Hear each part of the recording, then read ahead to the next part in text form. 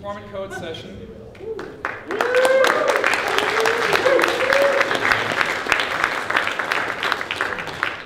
I'm Andy Neal, and I'm going to be trying to moderate this. It's the first time I'm ever moderating a panel, so we'll see how well that goes. I'm just going to briefly introduce our panelists, and then I'll let them take it from there. The way this is going to work is they're each going to give a 5 to some whatever minute presentation. And after that, I have a couple of questions prepared, and then we'll move it into the audience questions and try to get to that as fast as possible, because that's usually the fun part. Here's Cade. I think I would assume that a lot of you know him because he does make games. Casey Reyes, co-creator of Processing and creator of many beautiful artworks. Robert Hodgen, artist from San Francisco, who was a huge inspiration for the visuals of Osmos, the game that I worked on. And to the far right from my side is Daniel Schiffman, who is a professor at the NYU ITP and is currently working on working on a book called The Nature of Code, which has been successfully kickstarted, and you can still support it if you want. Not through Kickstarter. You can come and tell me your. Because he's actually putting out prototypes of the chapters that are already amazing. So if you want to look into that, you should probably give that a try. Anyway, I think Daniel's going to take it. Perfect. That's a perfect segue. Hello, welcome. I don't know. I would say welcome. Welcome to me. Welcome to you. Here we are. So since these are really brief, short presentations, I was just really going to talk about just one thing. Which is this book project that I've been working on for quite some time. I only started really working on it once people gave me some money to do it. So it was more just the guilt now of not finishing it. It's the fear of not finishing it is a great motivator. Anyway, I'll talk a little bit about the publishing of it in a moment. But so the point of this book is, so I teach a lot of different programming classes at ITP, and one of the classes I teach is Introduction to Programming. And what this book is for people who have only had that. And it is saying, I've learned about programming, I've learned about computer graphics. Look at that right here. But I want to do something more. And what this book does, it says there's a lot of things that happen in our physical world. And can we simulate those things? And can we simulate those things in code? So most of my students are using this for the purpose of creating all different types of projects. Art projects, installation projects, print design projects, strange, weird experiments that you can't categorize at all. But one of the things that I'm realizing, I'm talking to Andy and different people, is that this book project could also be useful for folks who are programming games, especially 2D games and some of the basic algorithms that you might use to move things around the screen. So the book takes a little bit of a journey through. It starts with something really simple, which is what is a vector and what might you use a vector for, and from there we start looking at modeling motion. Well, how does physics work? What is a force? Can we model a force? I have to turn. Looking at oscillation, something swinging, to looking at systems of things, and then of course one of the things that you could do all of this stuff with a physics engine. Well, many of you, I'm sure, are familiar with Box2D, other physics libraries. There's one that's made for processing called Toxic Libs, which I also use in the book a lot.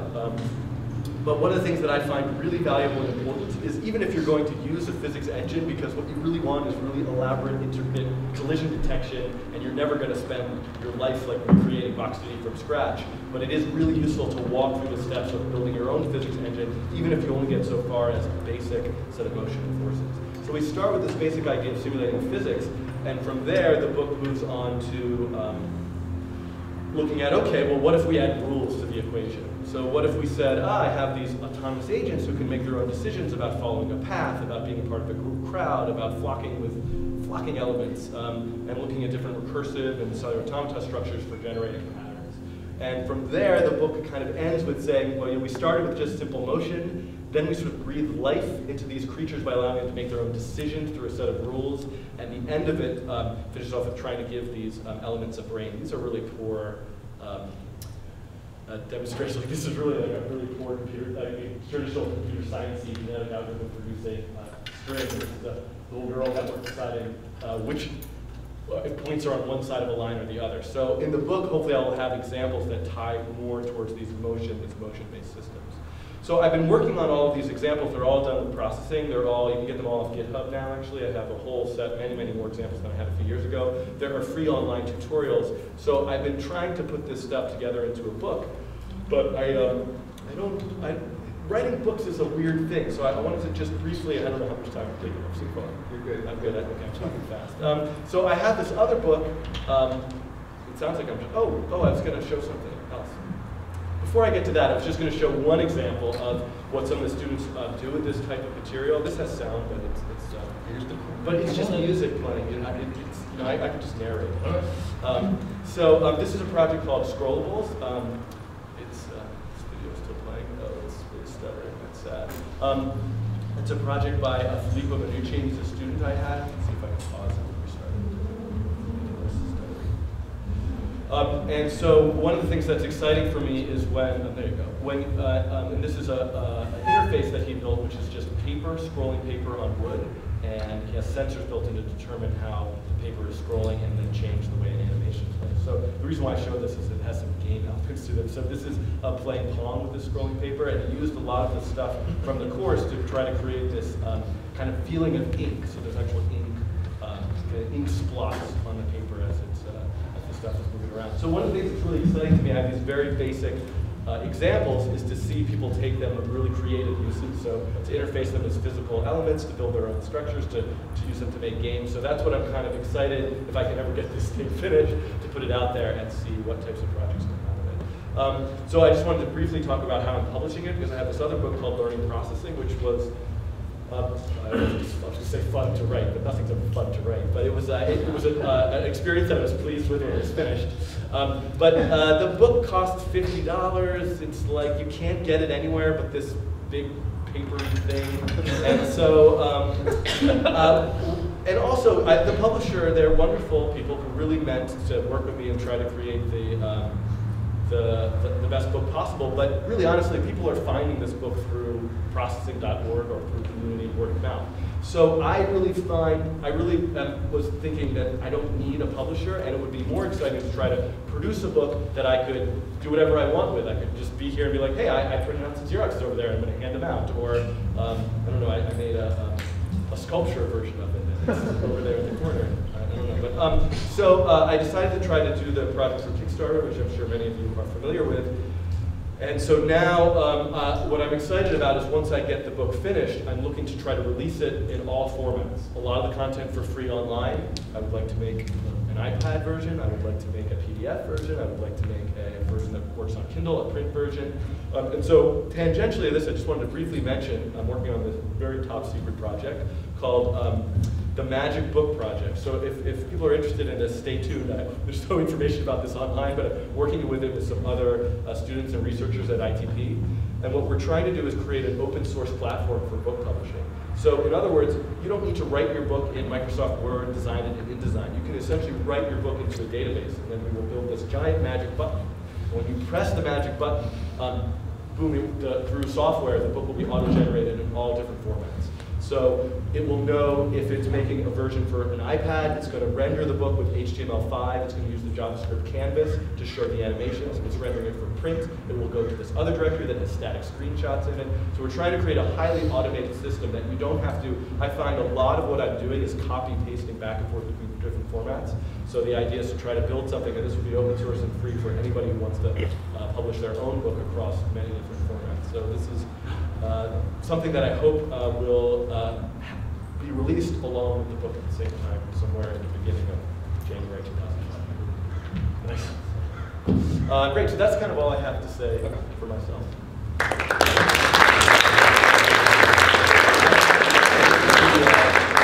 This is the passing of the dongle.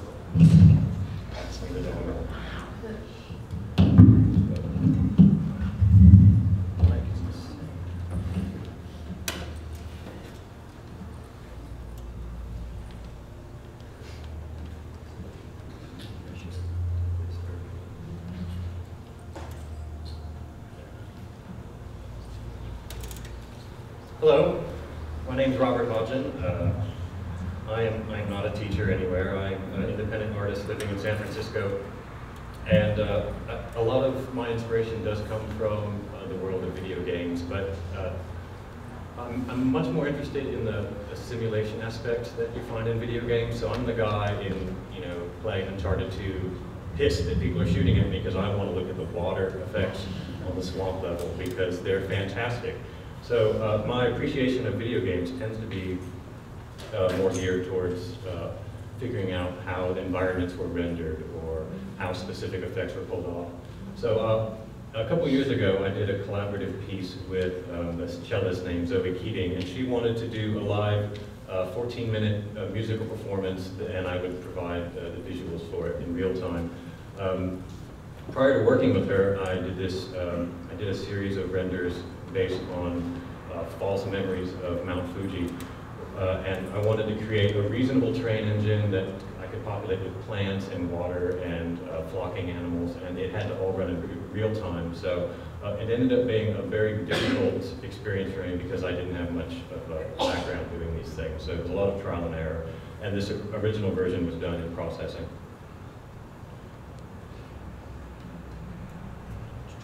And the final piece, which has some audio, but I'm not going to bother.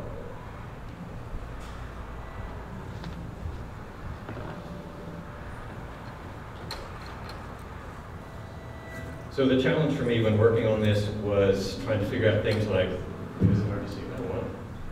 Maybe I can adjust it again. Is that something I should do?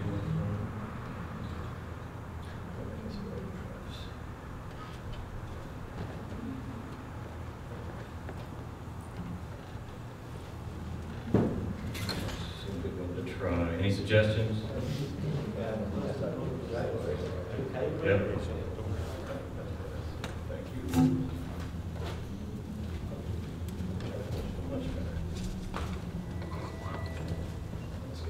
So the final installation was one application running in real time off of a souped up PC so that I could get as many particles in as possible. And this camera just moved randomly about this 3D space. And in the background you see Mount Fuji, but you never see it clearly. It's always partially obscured by plant life or fog, because the memory I'm basing this particular piece off of was as a child visiting and climbing part of Mount Fuji with my family. And it was really foggy, and we stopped at this stand where my father bought a nice walking stick. And I mentioned this to my mother decades later, and she just sort of laughed at me because I was remembering being in a park in Tokyo.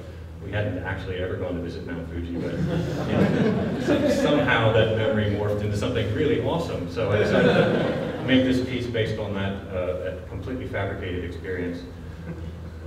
So that engine I ended up using for this live collaboration with Zoe, and if I can remember all the keyboard inputs. So there's a generic skybox which wraps this whole scene. It's currently night. You might be able to see stars and random floating dust particles. The occasional shooting star will pass by, but as the piece progresses, and I'm in control of the camera movements, and I'm able to populate the scene, a path appears which the camera is traveling down. I ran this off of a much faster PC, so that I did have this nice grass layer effect, but I'm going to keep it turned off while it's running on my Mac laptop. Eventually the sun rises, and it starts to get really bright. I went crazy with the bloom effects. And then as the piece starts to pick up energy, I start to populate it with these boulders that come up out of the ground, and then eventually fill the scene with a bunch of redwoods.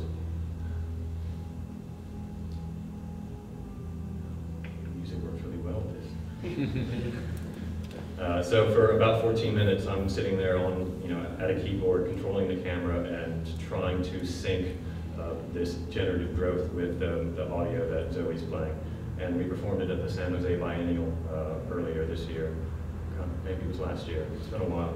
And it did really well. It was a fun project to work on because it made me realize just how little I know about doing a nice, realistic terrain simulation. I cut a lot of corners with this particular version, but it's definitely the source of most of my recent work is trying to get better at doing terrain stuff. For a while earlier this year, I worked with this company, Bloom, out of San Francisco, who's trying to find ways to combine video game aesthetic with doing data visualizations, and I worked with them in creating an iPad app that was as an alternate way to visualize your music library on your iPad. It worked earlier, so I'm optimistic. It's called Planetary. And that's all right. So this project began by looking at all the artists that you have in your music library on the iPad, and every artist is represented as a star in this system. And you can filter by first letter. You could also choose to filter by playlist, which I don't have many of.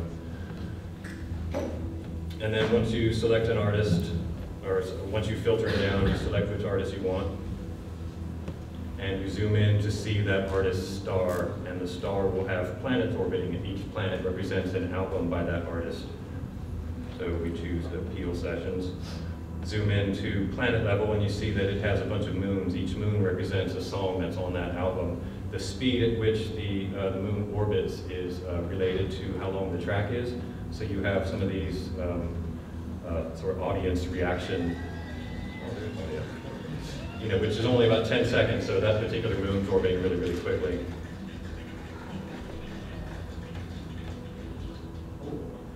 And you can also scrub through the simulation.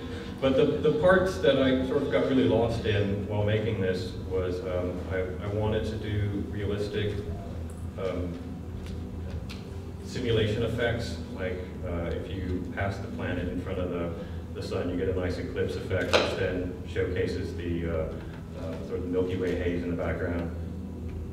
And also, it's kind of hard to see. You probably won't be able to see it on the projection, but there's a cast shadow from each planet onto the accretion disk around the system. That's been my focus. Is I love trying to find ways to use math to simulate things that we experience in our day-to-day. And so I had a great deal of fun working on this app. It's a free download, so there's no reason not to get it. It runs much better on the iPad 2 than it does the iPad 1. Load up your iPad with a bunch of music and explore.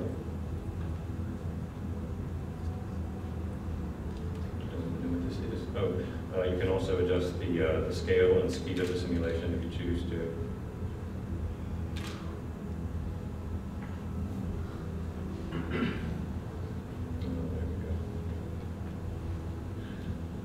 All right, that's where I'm coming from, and now to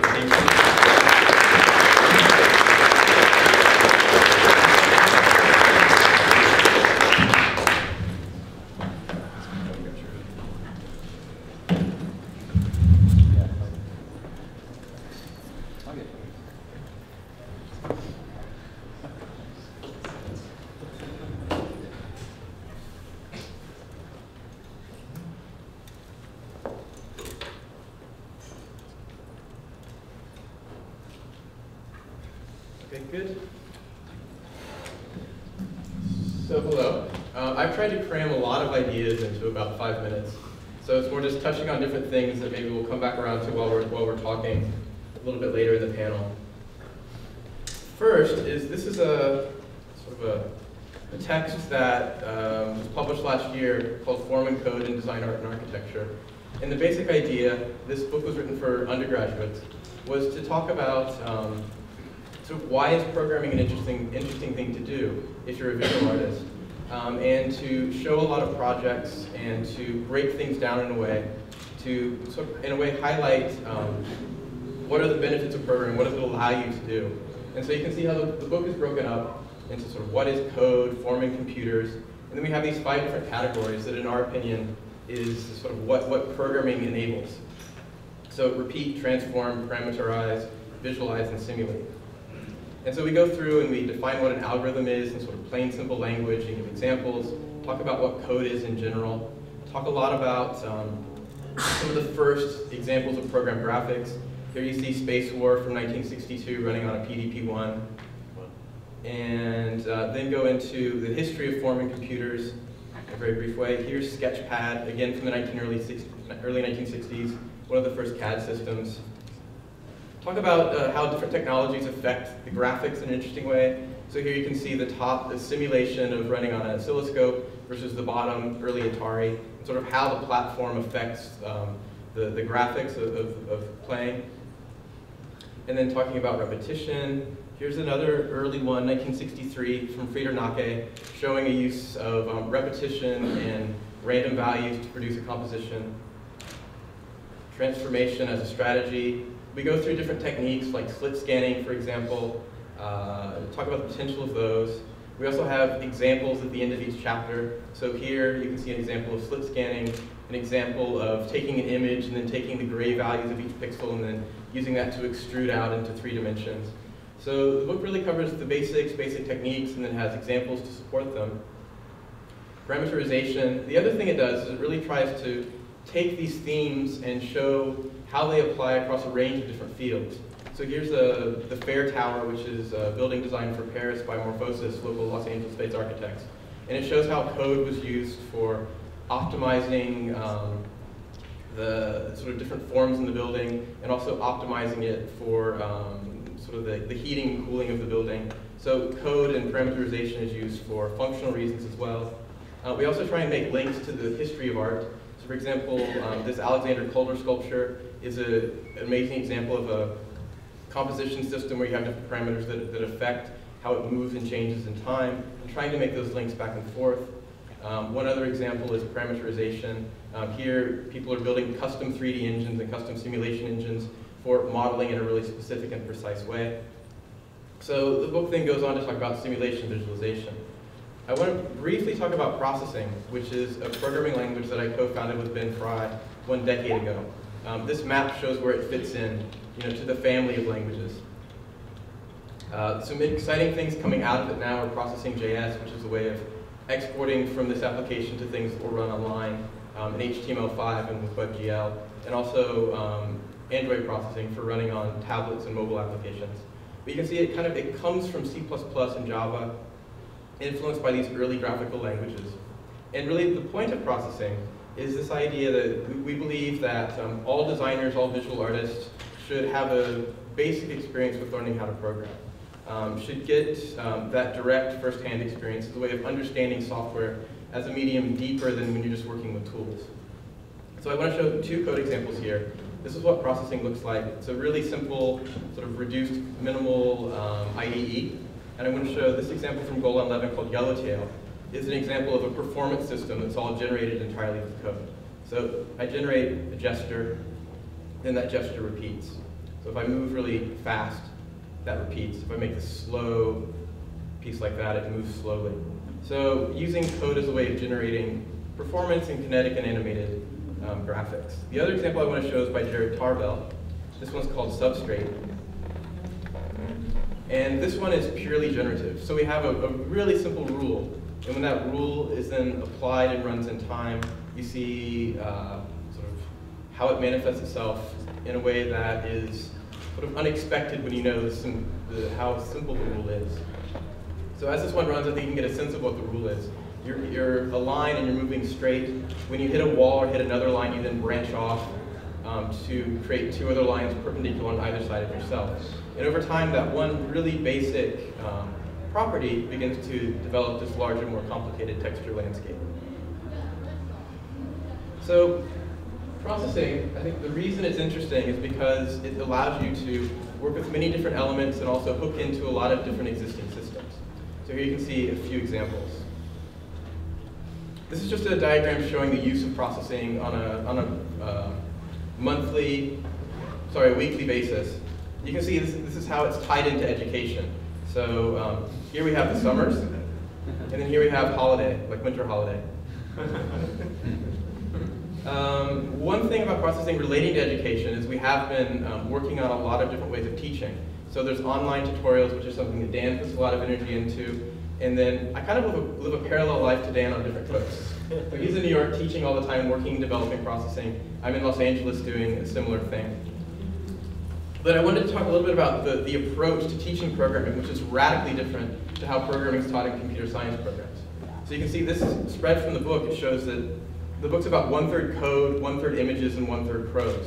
And for every small piece of code in the book, we have images that correspond to it. So you learn the exact same thing that you learn in a CS department. You learn about variables, you learn about making code modular with functions and objects, but you start from day one making graphics, rather than just working with data structures and text. Dan, me, other folks, kind of like collectively building this alternative computer science education with building a culture of programming within the arts. So you can see, for example, here we start by drawing, we work on interaction, working with media and motion, but then we also hit on the major topics of computer science as well. Now I want to blow through a few examples of my own visual work. This is a commission that I finished last January in Miami, Florida, in Miami Beach. This is a new Frank Gehry building that opened. And myself and Tal Rosner were commissioned to do this mural, which is all generative photographic murals built from code. And we spent about 1.5 years going there every few months and taking photos of the building while it was being built. And then these compositions are then, generative photo compositions are projected back onto the building. So the way that works, the way we were able to produce 365 unique composition was building this system in code, where basically we have this really basic XML format. We take these pieces of images and then use this to tune the final variables. Here's another example, the code system. Here you can see more what it looks like running on the building, and here's the monster 4 HD projectors that actually put it onto the building itself. Also through these slides, I want to show how code has agency in the world beyond just the screen, beyond pixels. And so I tried to pick some of my examples that move into the world in different formats. This is a 48-foot by 11-foot mural that was commissioned for a building at MIT. These are some garments that I made with my wife. She's the fashion designer, I produced the patterns. These are some relief sculptures that were generated from one of my pieces of software. And then this is an installation where on these disks, these are all live software processes all running and being projected down into the space. So that's the shotgun approach to 5-minute talk, and I'll move on to Zach.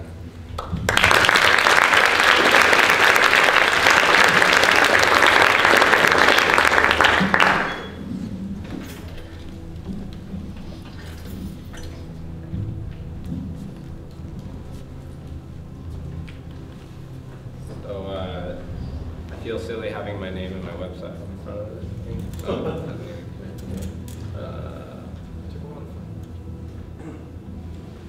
Well, you'll see how silly I feel in a second.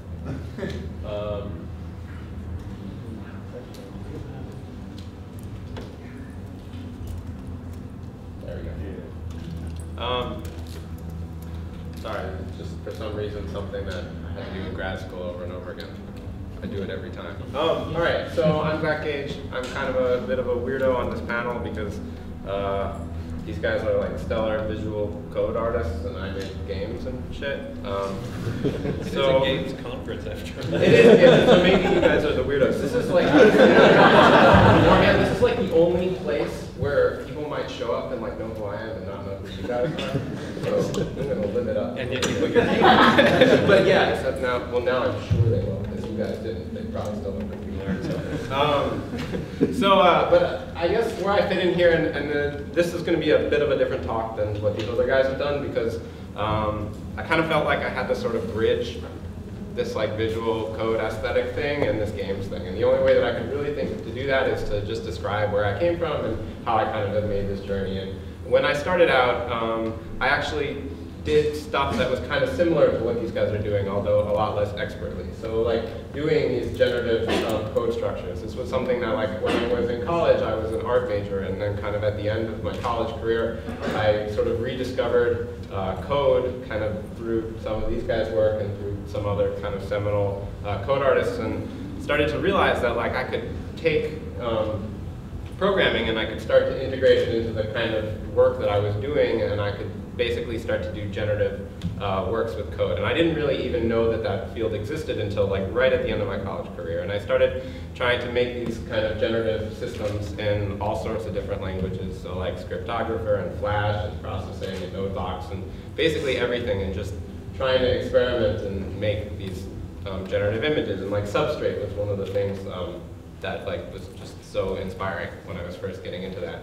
And then I kind of moved very quickly into building these like interactive objects and installations, sort of online and offline, and this has kind of taken up what most of my artistic exploration has been up through now, which is sort of looking at this weird situation of humanity and how we're like super engaged with technology and we're kind of starting to live in the internet and what that means, and examining the systems that creates, and trying to then build systems that pose questions based on like all these little rules that I'm discovering about how we behave. And I'm just like gonna totally breeze over that portion of my life kind of for this talk. So I'm just showing this one really, really lightweight piece, which is I was trying to think about how like we all use the internet and we're all connected to each other all the time, but still like people are lonely all the time, and loneliness is a problem, and there's this like weird idea of like we're networks but we're lonely. There's like network loneliness, and I was thinking about like building like a robot or something like that for people who are lonely, not like a sexual robot for people who are lonely, it's like some kind of like emotionally loneliness. And I was thinking about what that could be, and I built this like really quick little thing of like, I thought like lonely people don't get to like wave when they come home. So I built this like robot that would just wave at you and it was connected to your computer. So that's like the kind of stuff, and it gets a little bit heavier and more emo in the rest of my work, but I'm gonna skip it on. I had longer hair then. So I'm going to kind of skip that though, because what ended up happening is in doing that exploration, I kind of started to make a lot of software that would sort of encourage specific types of behavior or let you explore certain things. And I started to kind of flip this artistic exploration on its head. So before, and still, you know, on the side, I was looking at systems in the world and kind of figuring out how to describe them and like what the weird rules were in that system. And then I would take those rules and I would follow them to a different conclusion. And it would be weird or funny or depressing, and that's what I would make the piece with. But then I kind of started changing that and thinking about like, well, what if instead of doing that, what if I built a system for other people and they could explore it, and like what would that need to include? What if I could sort of change this form that I was creating to not one that's describing something, but one that's showing something? And so I made this thing called SynthPond, and I originally did it on the computer, and it's like basically just a visual music system. I love music, but I don't understand notes, so this was like a way for people who are purely visual to create music, and I'm not going to describe it so much, but essentially I made it on the computer and it worked pretty well, but no one really played with it at all. And then the App Store came out, and I was like, oh, that might be interesting. Like, maybe it will even feel better as like a touch thing. And I did it, and it like kind of took off, and I was really like enamored with this kind of development program. And so then I kind of remembered that like when I was little, I really wanted to make video games, and I started trying it. And so I made this game called Unify, and I wanted to show it, and also the next one, Houseman, which is here, because it's really different than the work that I was doing before. It doesn't have like that complexity of the systems that I was designing to generate 2D images, but what it does have is it still has that sort of feeling of code artwork. It's just a lot less complex. And it's the same sort of thing with Halcyon. Like, you can kind of imagine this as being like a generated code system. But it's simple. And the fact that it's simple is actually really important, because what I discovered when I was kind of trying to create these things for people is that when you have a really, really simple system, it really aids in how people understand it. And not just understand it, but how people explore it. And so when you can keep all the rules in your head for a system, you can get really deep in it, way deeper than you could get where you don't really understand what's going on. And so when I built these systems, the art was, on one hand, generated from the code, but it's also generated in such a way that it's supposed to give you sort of an extended understanding of the system. And you can kind of tell here, like, if I had put up a shot of like Halo or something like that, when you look at those, you start thinking about the narrative, and you're like, oh, you know, what's that gun mean, and why are these aliens shaped this way, and what's going on? But when I put this up, you're forced to think about the system, and you're forced to kind of wonder what kind of game this is and what's actually happening here. And that, to me, and I think that this is something that's like kind of coming back in games. I think this is something that we used to do a lot with board games, like chess and Go and whatnot, because those games are really all about the systems, and you're forced to deal with the system because you're creating and enforcing the rules, and that like makes you need to know. But it's starting to come back, and Tetris was kind of like that. But anyway, it's starting to come back with like the Bit Trip series and like Drop 7 and Osmos and Desktop Dungeons and all the stuff that John Blow is talking about with these like finding these truths in systems. And so that's like a really exciting thing for me. So I wanted to kind of show some new stuff since a lot of people who don't hang out with me haven't seen this and I've been kind of underground for a while. So this is a puzzle game that I've been working on, and it kind of has that same kind of thing. It's like it's not really designed particularly to be beautiful, and it may look very different from this when it actually gets released, but the beauty in it is kind of coming from the system behind it and what the gameplay actually is and what that forces the puzzles to look like. And it also helps you understand how the game is being played. And also I've been working with one of my friends who's sort of not in this space. He's more of like a casual designer on a bunch of new games, and this is all programmer art. This and the next one, it will not look like this at all. But this game, so totally different aesthetic, but it's still very much in line with the stuff I'm designing. Because what this game is it's a roguelike solitaire game. And if you guys are familiar with those, they're both very strongly systemic games, and they both kind of, solitaire is a game where you lose all the time and it's crazy hard, and roguelikes are a game where you lose all the time and are really hard. And this is sort of a combination of both. But the really important thing about it is you literally cannot play it unless you understand all the rules. And the better you understand the rules, the more likely you are to survive, and then you kind of reach this tipping point where you really understand how the system works and how everything is interacting, and then suddenly you survive after you've played like 50 games. And it's like a really exciting moment. And I think doing games like this is both really interesting to me, but also really economical as an indie developer, because a system is an easy thing to design because it's in my head, and I can just make it up, whereas assets and stuff get really complicated. So here's another one, and this one is also really designy and programmer arty, and this is like going to be impossible to explain in 30 seconds, but it's sort of a cross between chess and StarCraft and Sudoku. It's like a warring game, so it's like 2 players and you're collecting resources, but the really big trick in this game, and where we got it from Sudoku, is no column or row can have more than one piece of its own type in it. And so whether that's yours or your opponent's. So on this board that we have laid out, you'll notice that no row has 2 of the things, 2 of any single piece in it. So no row has two walls or 2 swordsmen, even if they're different colors. And that kind of allows you to get these extraordinarily complex situations out of this very simple rule set, because all of the units are serving so many purposes when you lay them down.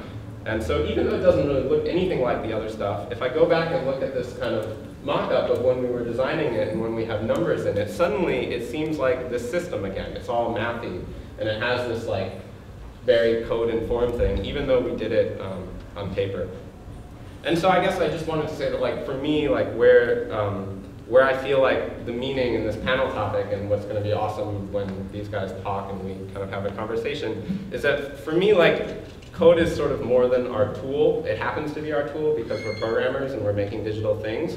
But it's also this weird thing that it's like a tangible manifestation of the rules of a system. It's used to simultaneously create and bring into reality what we're doing, but it's also used to control like a conceptual situation, one that's explored and exploited by the people who are in it. And so it's kind of the unity that merges what we see, what we feel, how we understand, and how we actually physically make these spaces.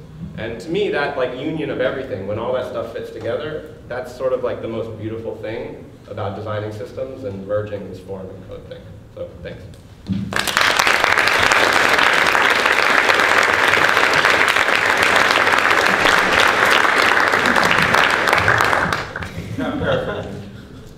And the thing that always struck me is, I always use this example where I can code, I can make atomic things, I can create a particle, I can play a note on a guitar.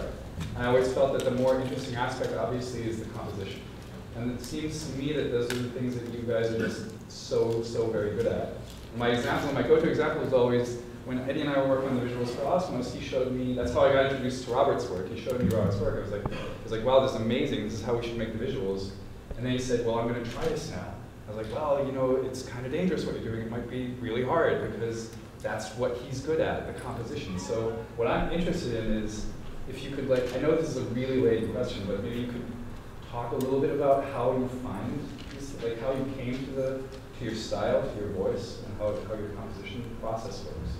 Well, I'm a bit of a hybrid in that I went to science and math school for high school and decided that I liked art. And after I graduated, I took some time off and learned how to paint and do some illustration, and then I applied to go to RISD, which at the time was the #1 design school in the nation. And I decided that I really liked science. I wasted, a good 8 years of education because I kept changing my mind as to what I liked. But well, I think it put me in a position where I have a definite aesthetic voice because I was interested in the arts at a certain point in my life and studied them, and also have a decent science background. I'm not an expert in either one. I'm kind of the jack of all trades when it comes to science and art. But having both of those influences definitely shaped the type of aesthetic I tend to settle on. And I usually just get there from lots of trial and error. I often don't know what I'm doing, and it's a lot of dealing with failures after failures until you find something that starts to work, and then you pursue that for a while. Well, I mean, one thing that I think that I see definitely with a lot of students who are first starting out is it's very easy to think you're going to start with the whole. So you have this sort of fantasy for this giant project that you've laid out and planned in your head. And as much as you can understand that conceptually, you might even be able to sketch it or explain it to somebody. If you start to program something, you have to build it up with lots of little systems. So you need to say, if you think of Robert's work, you need to think, well, what is it to make one single tree? What is it to make one single blade of grass? What is it to make one mountain? But what are these? And to understand how to that you don't need to know the end when you're at the beginning. I mean, it doesn't hurt to have a goal or a sense of what you're doing, but to be able to build these lots of, and one of the things that I often require students to do is to make 20 small sketches and don't try to make one big project, because it's about sort of putting lots of little pieces together. Very good point. Yeah, I think I would characterize it as like an explorative process rather than an explicitly construction process. So at least for me, a lot of projects start from just thinking about well, what if I had these two rules? Like, what if I have a system where this thing orbits this thing, and you can flick the first one and it moves? What would that look like? And how can I explore that space? And once you have it, if it's interesting, then you kind of ask another question. You're like, all right, well that works. What if they both drew lines? And then maybe that doesn't work, and then you take a step back and try something else. With a lot of the work, it's dealing with emergent systems as well. So it's not something you really can design at the outset. It's something you discover it in the process of working, and then you tune it from there. But also, one thing I've noticed is that if you learn how to be a visual artist, and you also learn how to be a programmer, that doesn't mean you can sort of be a visual artist who programs. Actually, putting the two together is a whole nother learning process. And so I think that's something interesting I've seen over the years. So yeah, so to me that sounds inherently bottom up. It's more bottom up than top down process in that case, because you don't know the end result, right? Essentially. Okay, so it's black magic essentially. Okay, so one more for me is based on your. So the interesting parallel I see here with all the panelists is that you all more or less work on the tools that you use to make your form, to create your form, instead of relying on existing tools. I mean, I guess Zach, you didn't make open frameworks, but you still work on it. You constantly feel the need to build it. And for me, not having asked you this, I would just think it's how invested do you feel in this? I guess for Casey, it's a different ballgame. You made a programming language. But I just want to know about the origins of how that came to be, how you felt this desire to make your own tools for your form. I'll just start first. I mean, when we started processing 10 years ago, that was a really different time. That was when Java applets were the most exciting future. And that was when I was graduating and I was starting to teach. And in order to teach programming, we felt we needed a general language that also, once you learned it, you could branch into other related languages. And so we sort of picked that processing because we didn't feel that anything really fit that at the moment. And so that's really essentially why we we made it. The other reason we made it was because we needed what we called at that time a language to sketch within. I mean, you have like, programming languages are really meant for optimization of speed and scripting languages. And for doing this graphics work, we thought that we needed something kind of in between on the line. So we needed to write the programs in a faster, more adept way than writing C++. But at that time, we couldn't deal with how slow the programs would be running in Python. And so we picked this sort of middle approach that made it fast to write. And then the programs would run fast enough for what we needed to do. And that was a sort of middle ground that didn't exist. So we saw those two reasons and sort of designed towards that spec.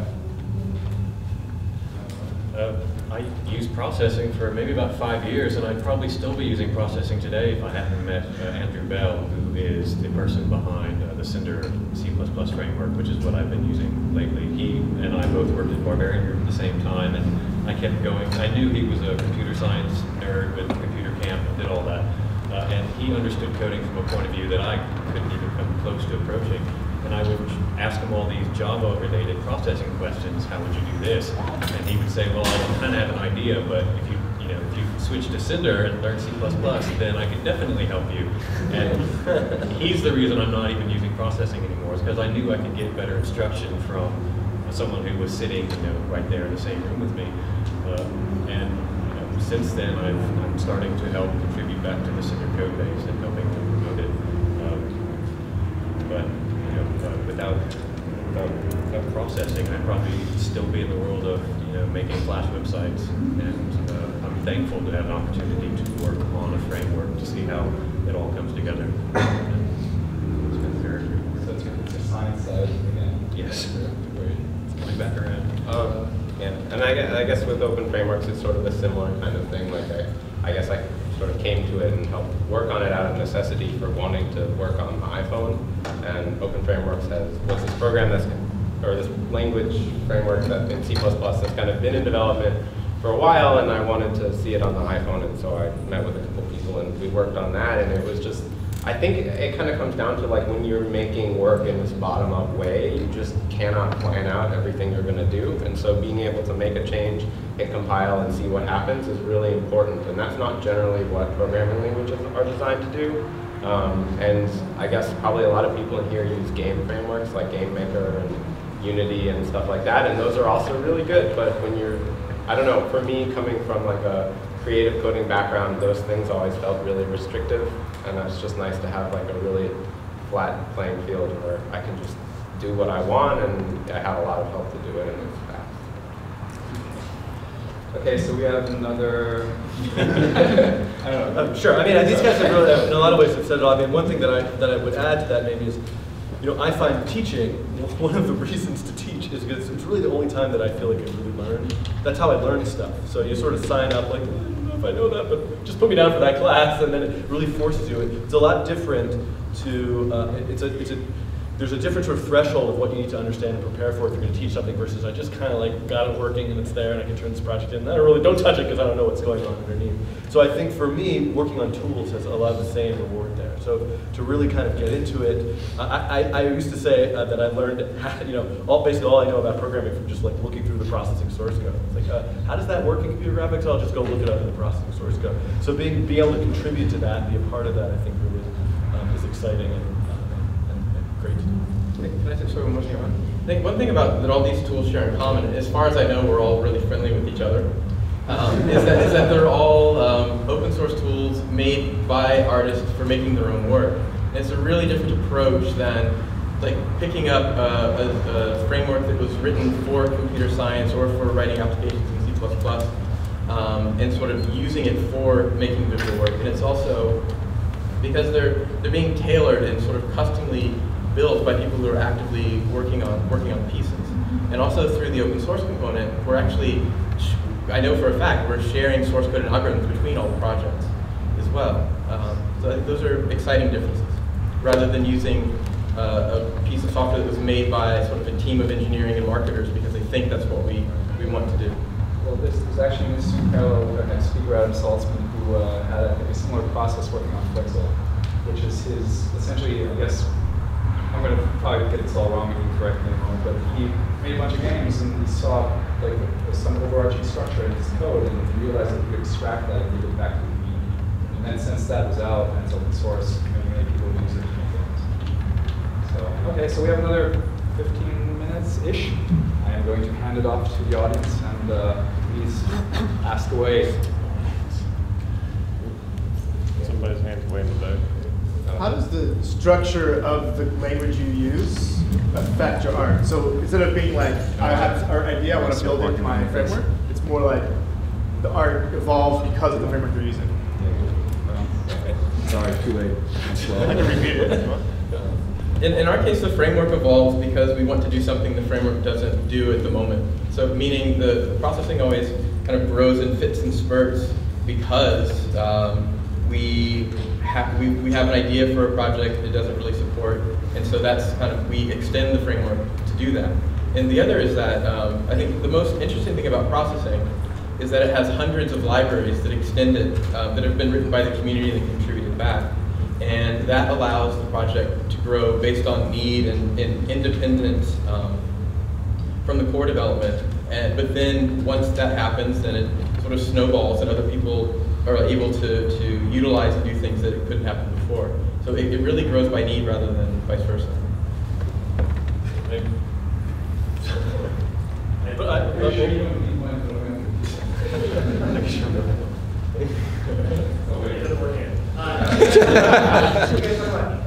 Your, like, I guess, attitude or interactivity. There wasn't, I can't handle your sites for personal speakers, but like, besides the games at the very end, there wasn't a lot of talk about how interactivity plays with it. That's like, seems like one of the biggest strengths of computers.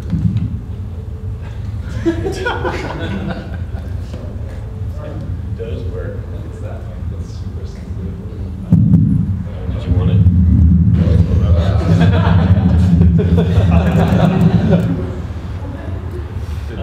Interactivity.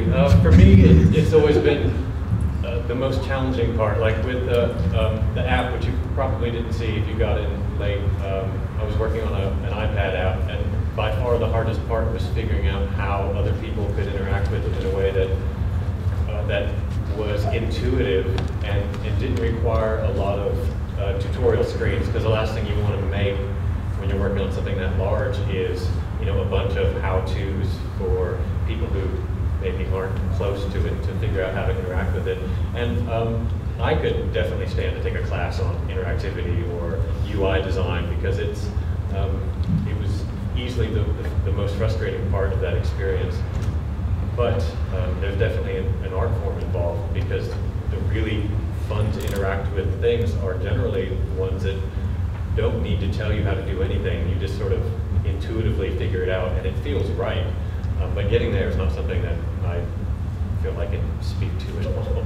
And also, this is in some ways where our system that we talked about at the beginning of go into our cave and build our little modular pieces and build something from the bottom up kind of breaks down, because to successfully make something interactive, you need to have other people involved. Right. So, you know, certainly with games and playtesting, that's a big part of the game development process. And I think different, you know, at ITP in terms of a school environment, we have a vibrant community of 200 people running around, and everybody's sort of testing and playing with each other's work. So I do think that is a big challenge with generative rule-based systems. You have to remember to sort of build in the time, and take the energy and the thought to think about how people would interact with it. One other thing I did want to say about that, though, that's exciting about working with tools like processing or some of these other tools is you don't really get that for free. There isn't just like, oh, just add these slider widgets and this sort of button widgets in there.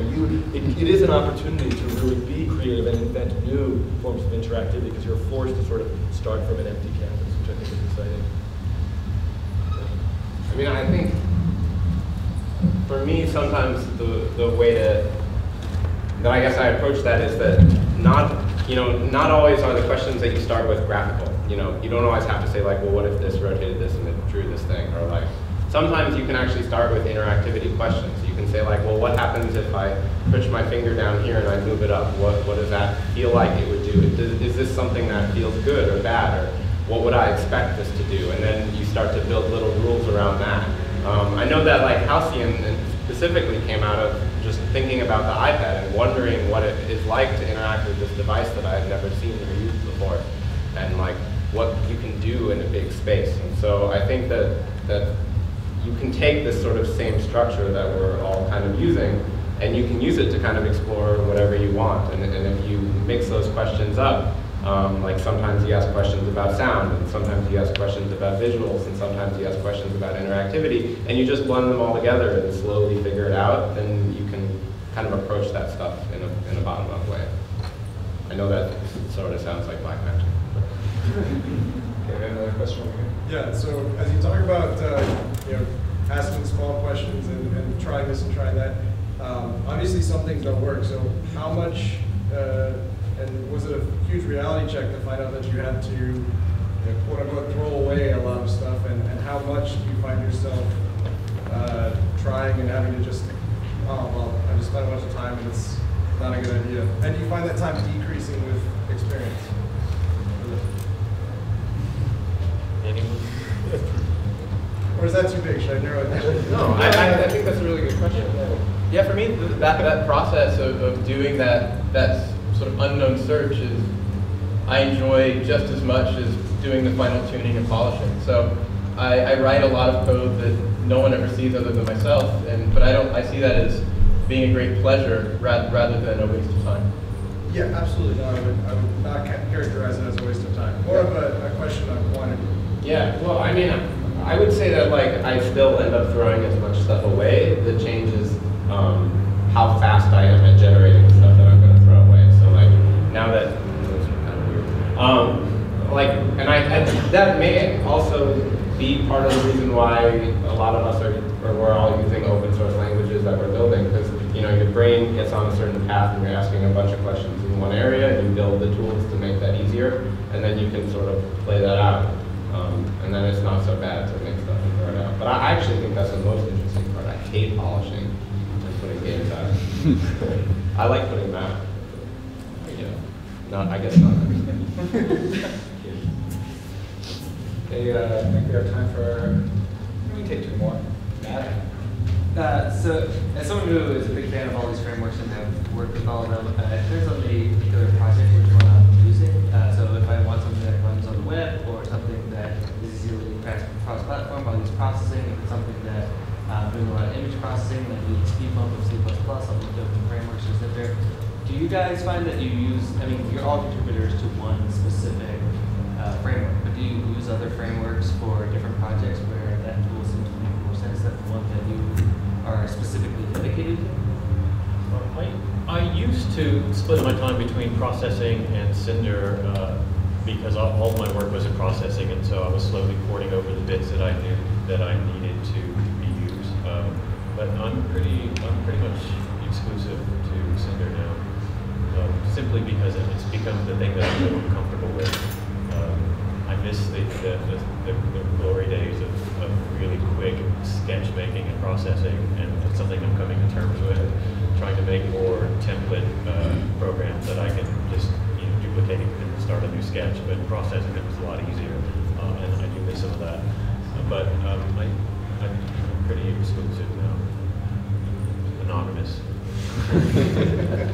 For me, most of my work these days involves teaching and writing tutorials. So in that sense, I tend to use processing for that because it is the platform that I find the most accessible, especially for beginners.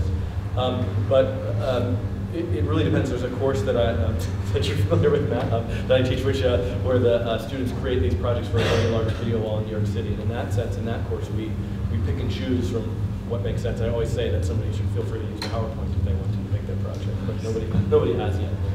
But so I think having a mixed approach can be good, but it's often important, especially when you're beginning or learning, to sort of find the place that my answer is the same as your approach. At times I've used ActionScript, and I use processing the most, and at times I've used open frameworks as well. It just depends on what the final platform is and what the project is. I would say most of the time I stick with open frameworks. I think because open frameworks, Cinder, and processing are kind of very closely related, and so there's not a lot of reason to jump between them when you're really comfortable. But I do use like tons of other programming languages, like PHP and Python, sometimes useful, or Perl or something. It really depends on, there are programming languages that are just much better for certain things. Richard. My question's hi. My question is really short and simple. I'd like to hear from each of the panelists. What is just one of your favorite video games, and why do you like it? Self-serving. No, I'm not fishing. You can't say Uncharted. You know his answer. You know my answer. We've talked about it already. Just one of your favorites. Well, I will say Uncharted 2 was... You're not allowed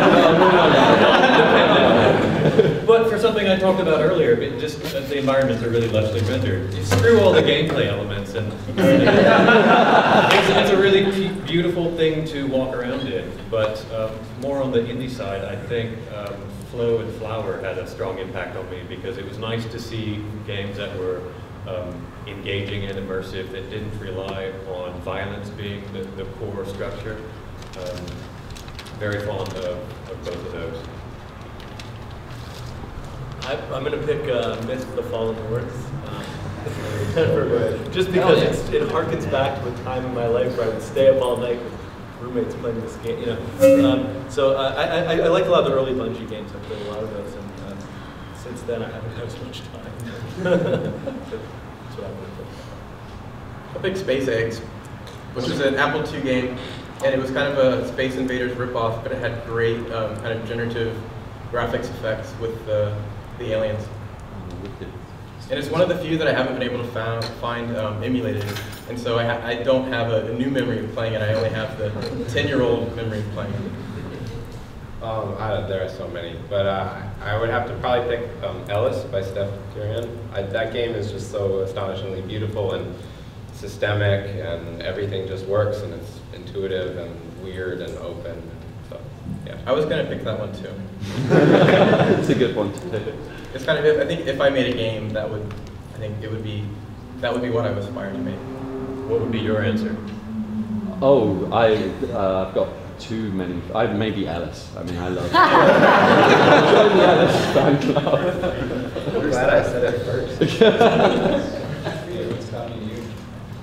Okay, I think we're going to wrap it up here. Get ready for Adam's talk at 4 o'clock. So let's thank our panelists.